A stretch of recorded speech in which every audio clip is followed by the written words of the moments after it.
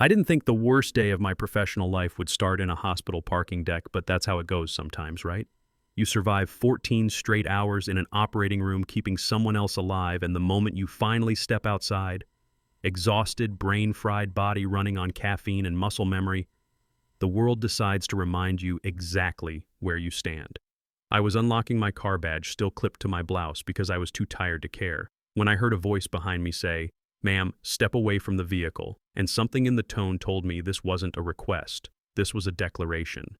I froze, keys still in my hand, and in that instant my brain did the math. It's been trained to do my whole life, not medical math, not legal math, survival math, the kind that asks, how fast can this go wrong and how do I keep it from doing that? I turned slowly, and there he was, hand resting on his weapon like he wanted me to notice, eyes locked on me like he'd already decided the story in his head, and I remember thinking, wow, after everything I just did tonight, this is how it ends, me getting questioned next to my own car, like I wandered in from somewhere I didn't belong.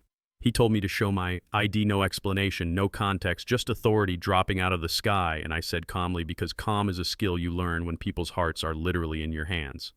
"Officer, this is my car, I just finished my shift here." He didn't even glance at my hospital badge. Didn't care, just snapped back that he didn't ask for an explanation, he asked for ID, and yeah, that happened. I asked him what the reason for the stop was because I knew better than to just blindly comply without understanding the rules of the game, and his face tightened like I'd insulted him. "You're being suspicious," he said. And I almost laughed because suspicious, how exactly suspicious? Because I exist in a space he didn't expect me to exist in, suspicious because I didn't fit whatever picture he had in his head of who belonged in that parking deck at night. I kept my hands visible, announced every move, pulled out my wallet, slow, handed him my license, then my hospital badge, held it up right next to my face like, "Look, it's me. I'm real, I work here, this isn't complicated." And he barely glanced at it before walking back to his cruiser like he was hoping the computer would save him. Time stretched in that weird way it does when you're waiting for something bad to happen. 5 minutes, 10 minutes, coworkers walking past security cameras blinking their little red lights. Another officer pulling up a younger woman who looked uncomfortable like she could feel the wrongness of it, but didn't know how to interrupt it. I asked her quietly what the call was about, and she admitted she didn't really know, she was just backing him up, and you know what I mean when I say that sentence alone explains so much about how these situations spiral. Not sure, but still here, not sure, but still armed, not sure, but still powerful. When he came back, I saw it in his posture. He'd run my license. He'd confirmed the car was mine, and now he was stuck because if he walked away, he'd have to admit he made a mistake, and some people would rather double down than take that hit. He told me he needed to search my car, cited some vague suspicious activity report.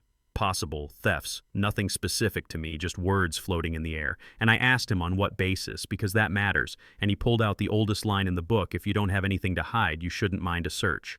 I told him I didn't consent and asked if I was free to go, and the air shifted right there like a storm rolling in fast. "No," he said sharp, "you're not free to go."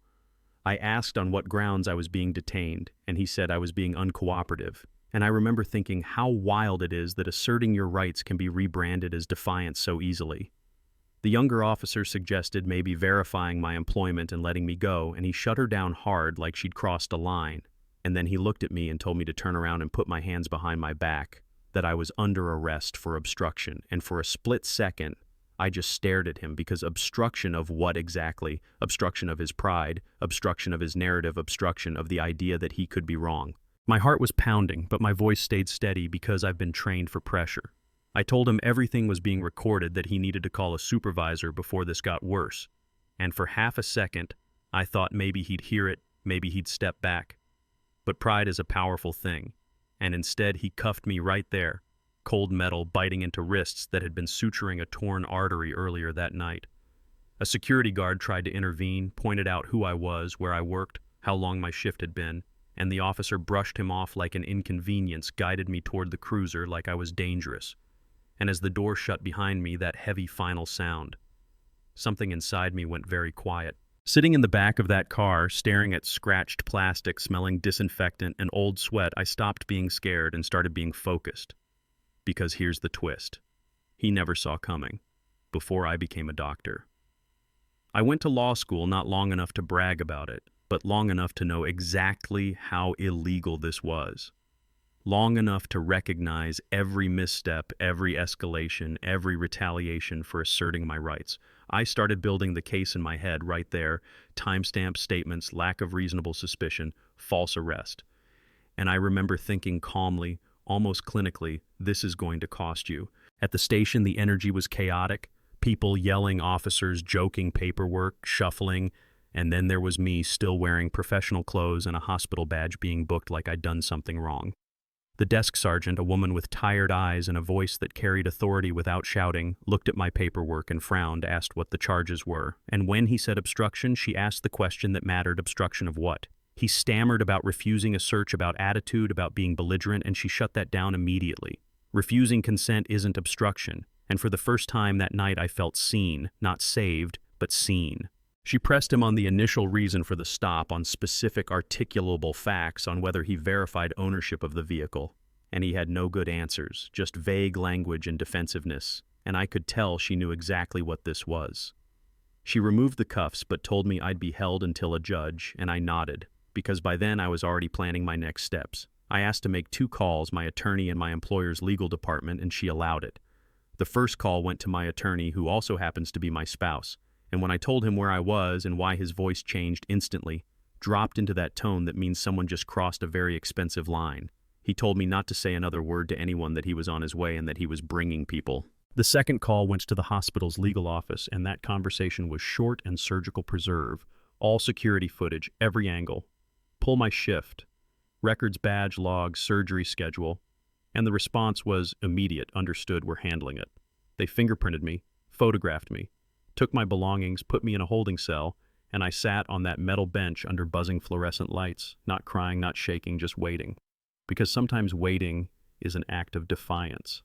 About 20 minutes later, the door opened, and the temperature in the room changed. My attorney walked in with 2 colleagues and a hospital administrator whose presence alone signaled that this was no longer a routine arrest. They demanded to see me challenge the legality of the arrest, and while the desk sergeant tried to maintain procedure, I could feel the ground shifting. 1 phone call was made to the city attorney's office, just 1, and within minutes, a city attorney arrived, reviewed the file, looked at me and ordered my immediate release arrest, vacated, no judge, no delay, no discussion. I walked out with my belongings in a plastic bag. No apology, no explanation, just silence.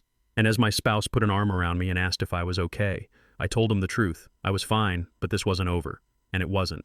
The lawsuit was filed days later, not months, laying out every second of that encounter, citing case law, attaching footage, and uncovering a pattern of behavior by that officer. Other arrests, other people. The same theme. Contempt of cop retaliation for questions, especially toward women and people of color. Internal investigations found inconsistencies, altered reports, credibility issues, and suddenly this wasn't about me anymore. It was about a system that protected bad behavior until it became too expensive to ignore. The city tried to posture, tried to defend the indefensible, but the video didn't lie, my record didn't lie, and juries don't like watching someone get handcuffed for politely asking if they're free to go. The settlement came large enough to make headlines, large enough to hurt, and the officer was terminated.